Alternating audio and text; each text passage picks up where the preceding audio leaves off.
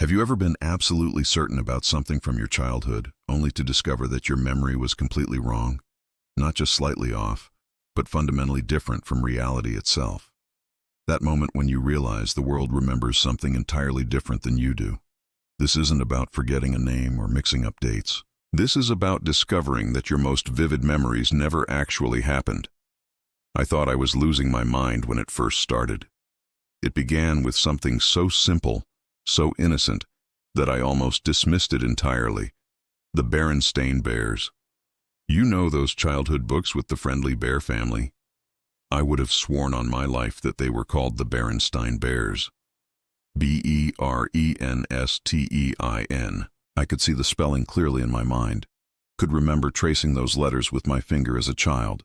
But when I looked them up online, every single book, every website, every official source spelled it Berenstain. Berenstein. Not a single trace of the spelling I remembered existed anywhere. My sister laughed when I brought it up, insisting it had always been Berenstain. My mother pulled out an old book from storage, and there it was, clear as day. Berenstain Bears. The rational part of my brain tried to explain it away. Maybe I had just misremembered. Maybe as a child I had read it wrong and the incorrect spelling stuck in my head for decades. But something felt deeply wrong about that explanation. The memory was too clear, too specific, too certain. That's when I discovered I wasn't alone. Forums, discussion boards, and comment sections were filled with people experiencing the exact same thing. Thousands of them, all absolutely convinced that the books had been spelled Berenstain. We couldn't all be misremembering the same thing in the same way, could we? The more I researched, the more examples I found. Do you remember the famous Queen song, "We Are the Champions"? Sing the ending in your head right now. I guarantee most of you just sang "of the world" at the end. But if you listen to the actual recording, those words aren't there. The song ends abruptly after "We are the champions." That's it. No of the world. I played it for friends, and every single one of them was shocked. They all remembered those final words, could hear them clearly in their memory, but the recording told a different story. How do millions of people collectively remember lyrics that apparently never existed? Then there was the Monopoly man. You know, the wealthy gentleman with the top hat and mustache from the board game. Picture him in your mind right now. Is he wearing a monocle? Most people would say yes, absolutely. The image of him with that single eyeglass is burned into our collective memory.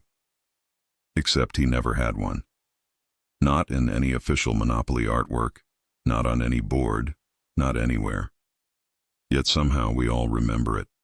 Each discovery felt like a small earthquake in my understanding of reality. These weren't obscure details or minor discrepancies. These were major cultural touchstones, things millions of people had experienced and remembered.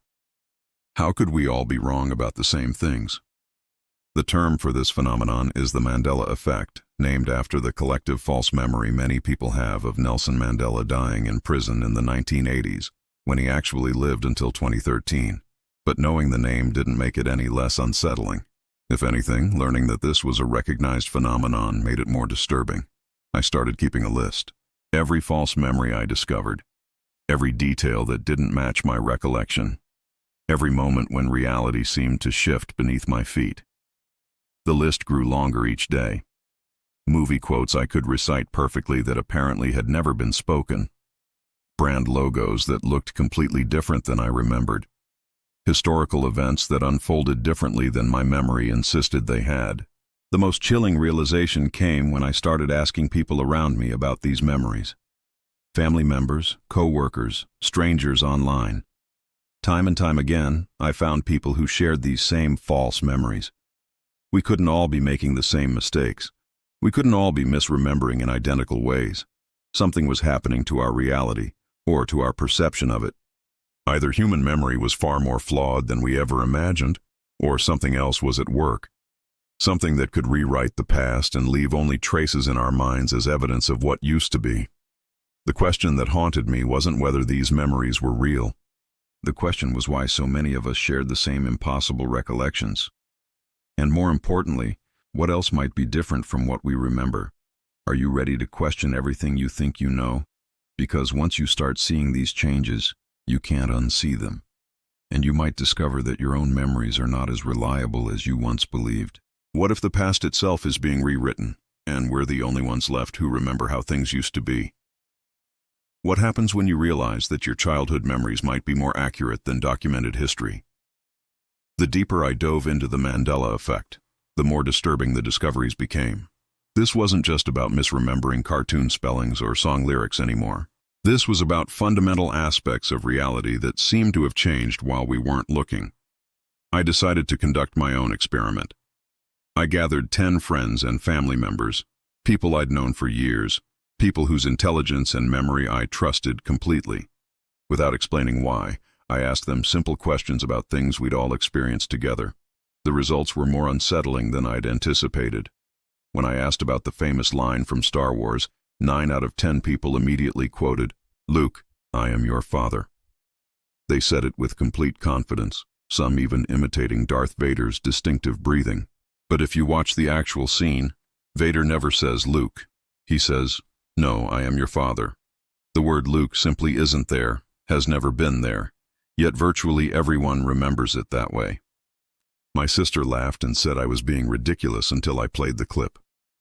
The color drained from her face as she listened to the actual dialogue. She stared at the screen in genuine confusion and whispered, "That's not right. That's not how it goes." But there it was, official and unchangeable, proving her memory wrong. Then I showed them the map. I pulled up a current world map and asked them to point out where they remembered Australia being located. Every single person placed it much further south than it actually appears now. They remembered it being more isolated, floating alone in the Southern Ocean, not sitting relatively close to other land masses as current maps show. The same thing happened with South America. Everyone remembered it being directly below North America, but on current maps, it's positioned much further to the east. These weren't minor geographical details.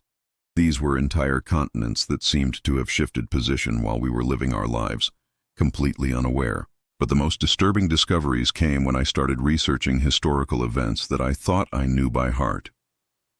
Do you remember learning about the Tiananmen Square protests in 1989? Specifically, do you remember what happened to the man who stood in front of the tank?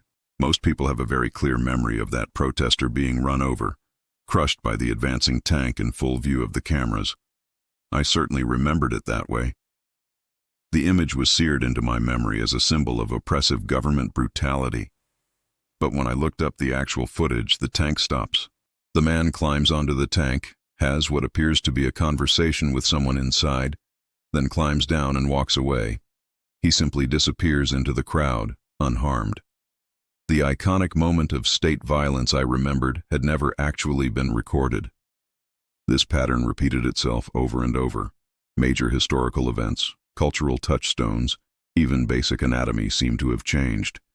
I discovered that the human heart is not located on the left side of the chest, as I'd always believed, but in the center.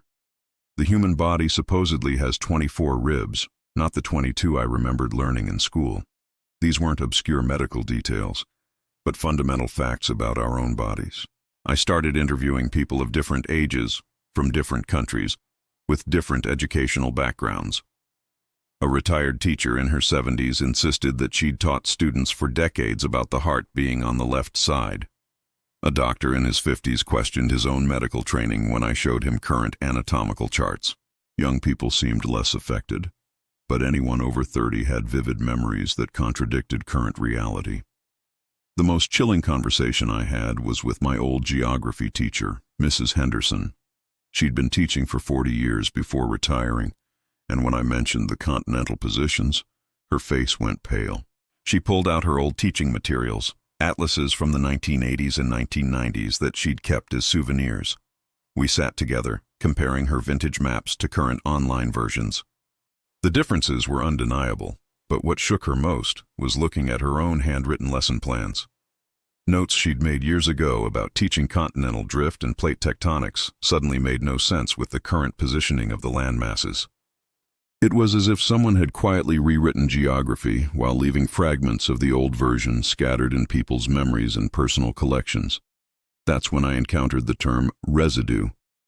These are traces of the old reality that somehow escaped whatever process changed everything else.